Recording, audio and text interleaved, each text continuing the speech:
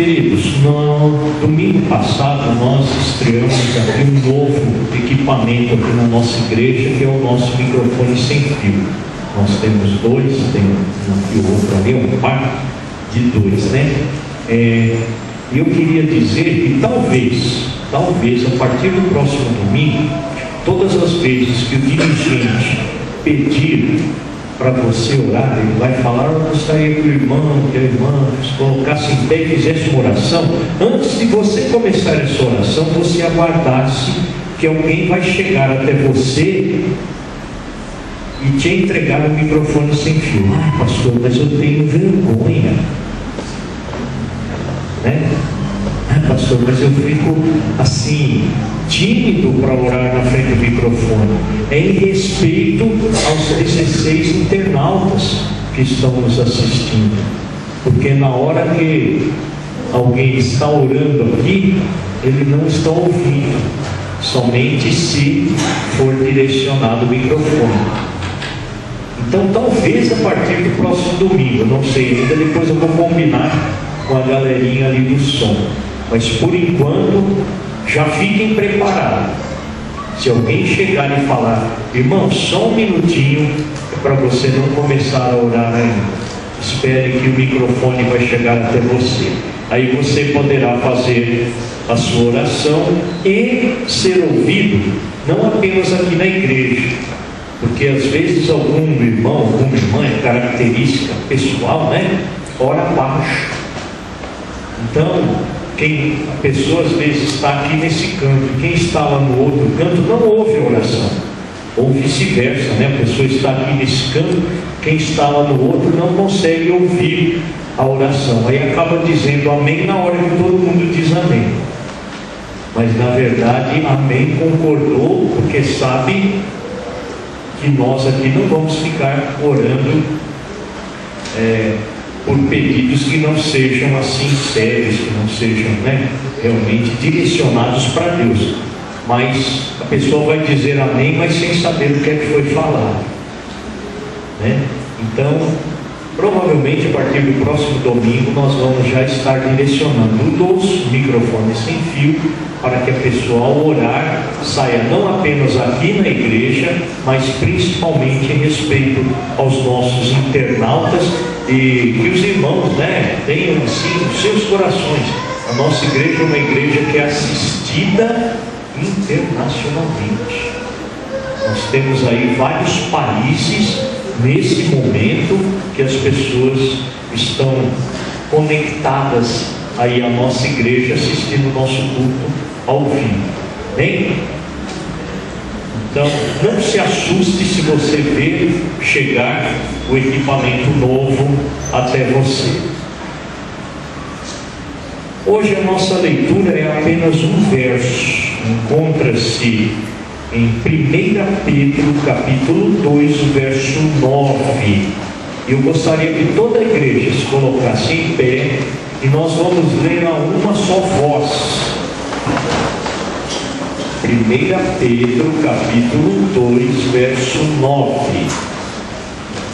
Queridos, eu sei que todo mundo aqui é catedrático em português, por isso o que eu vou pedir é chover no molhado, mas eu gostaria que a nossa igreja lesse assim, daquela forma certinha, respeitando a vírgula, ok? A vírgula é aquele momento que a gente dá aquela respirada, né? Por quê?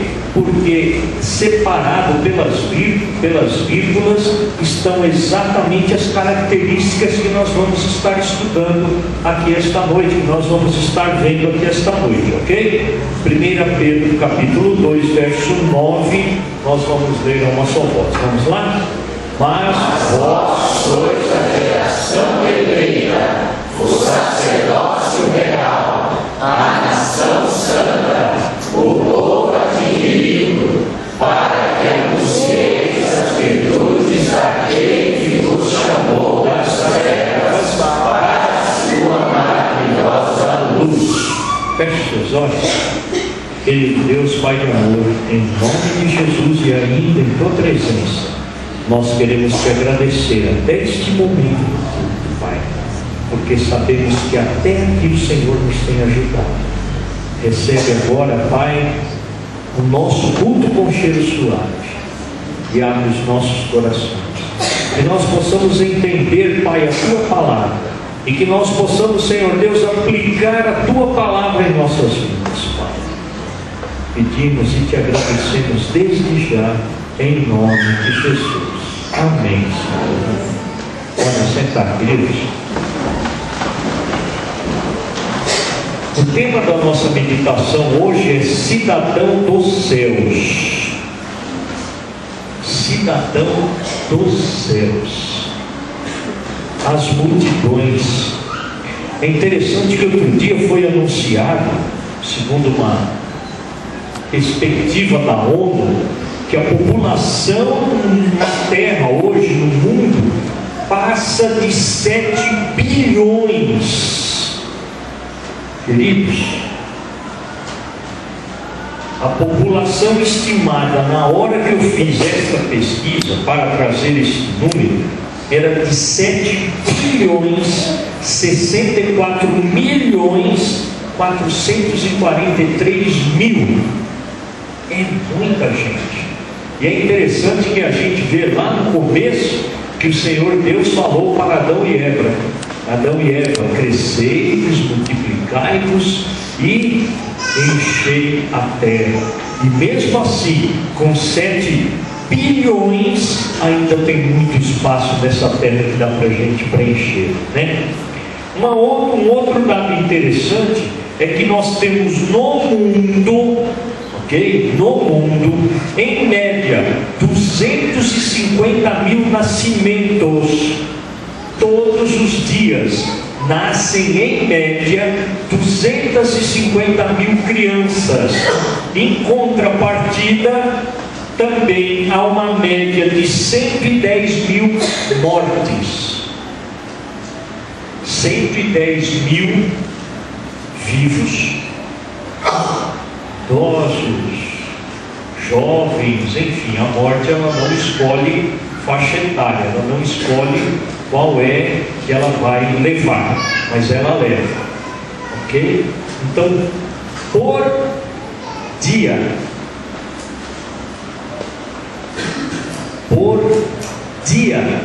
250 mil nascimentos no mundo todo, ok? Em média, e 110 mil mortes por dia no mundo. Ok, a população no Brasil é de 196 milhões 665 mil aproximadamente. Não é o número exato, né? Não dá para trazer esse número exato, porque a cada dia muda. A população aqui na nossa cidade, 367 mil. Tem os quebrados aí, ok? Os que eu desprezei, eu não apresentei. 367 mil pessoas moram aqui na nossa cidade, a grande Mogi. Eu queria 387? É isso, 387. Eu digitei errado, ou aqui ou lá. Depois eu vou corrigir, porque que vem eu trago corrigir para os irmãos. Ok? Queridos, pessoas que se declaram evangélicas, pessoas que dizem que seguem Jesus Cristo, pessoas que declaram que têm uma religião cristã, seguidores de Cristo, 1 bilhão e 200 milhões de pessoas. Eu arredondei também esse número. Só que isso significa 17% da população do mundo. Ou seja, a cada 100 pessoas, apenas 17 se declaram evangélicos, ou se declaram cristãos, seguidores de Cristo. E é sobre estas pessoas que nós vamos estar falando hoje, algumas características.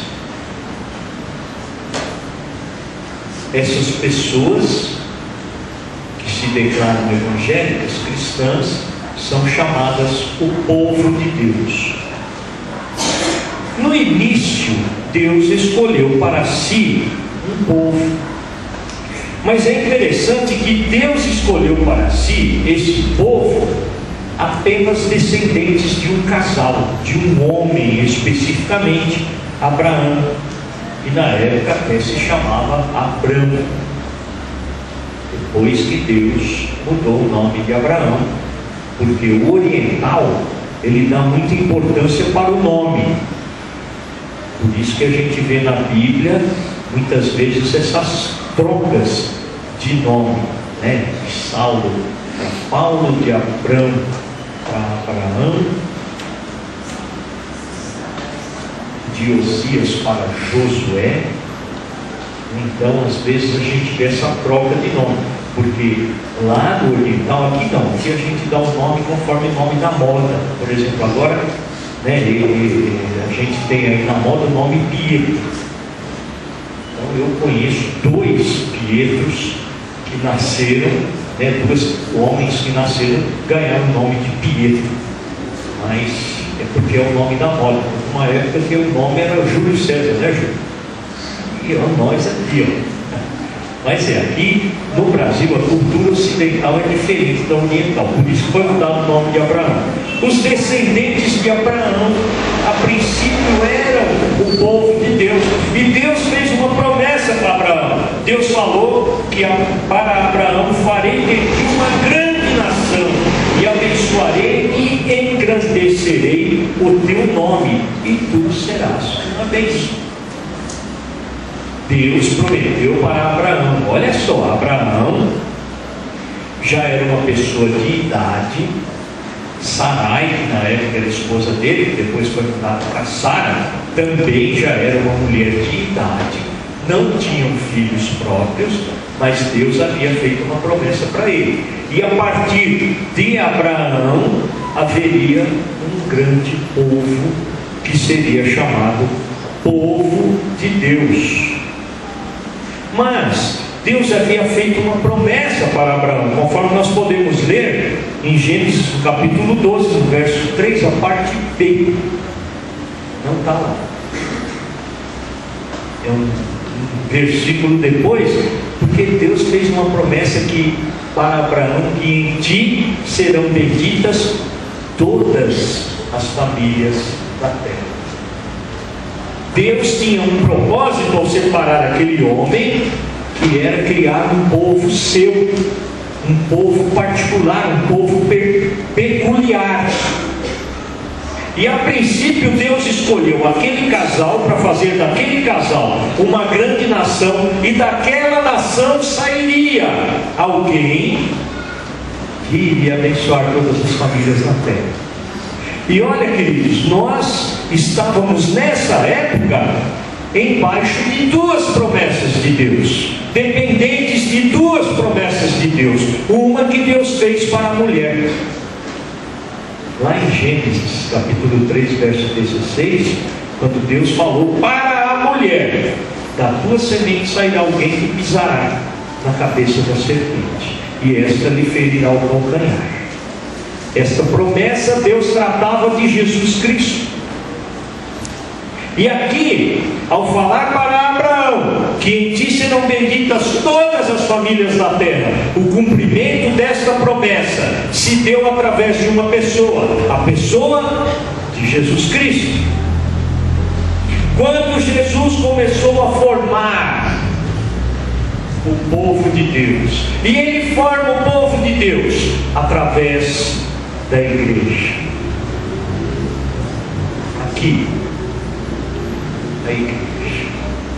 Porque a partir de Jesus Cristo, o povo de Deus passou a ser todo aquele que crê. Não eram mais descendentes de Abraão. O povo judeu existe até hoje, estão lá, morando na Palestina, brigando em guerra, como sempre estiveram. Mas hoje o povo de Deus não é mais só descendente de Abraão. O povo de Deus é todo aquele que crê que foi possível graças a Jesus Cristo. E conforme nós vemos, olha, Filipenses capítulo 3, no verso 20, na linguagem, na nova tradução da linguagem de hoje, diz assim, mas nós somos cidadãos do céu e estamos esperando ansiosamente o nosso Salvador, o Senhor Jesus Cristo, que virá de lá. Portanto, queridos, a nossa esperança acha-se em Jesus Cristo. Nós estamos aqui, nós queremos fazer parte do povo de Deus, porque nós cremos em Jesus Cristo. Porque se nós não crêssemos, ficar esperando a volta de Jesus, para quê? Para quê? As pessoas que estão lá fora temem o fim do mundo. Eu já falei aqui, está marcado aí o fim do mundo para dezembro agora.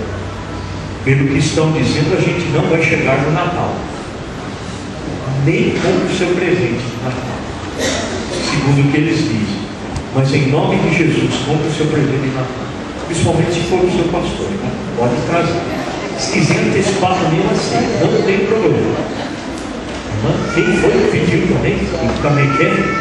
A irmã Isabel falou que também o dela pode entregar. Bom, queridos, nós temos uma esperança, Jesus Cristo. Ele virá do céu e Ele virá resgatar quem? O cidadão dos céus. E para onde Ele vai levar? Para o céu. Jesus um dia virá.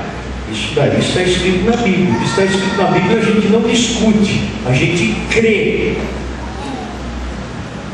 que um dia, ao soar da trombeta, o Senhor Jesus vai enviar seus anjos para os 4 cantos do mundo e lá resgatar os seus escolhidos. E sabe como é que Jesus vai chamar o cidadão do céu? Pelo nome. Jesus vai mandar um anjo, e esse anjo vai falar o seu nome. Esse anjo não vai dizer assim, ei, psiu, psiu, você aí. Não.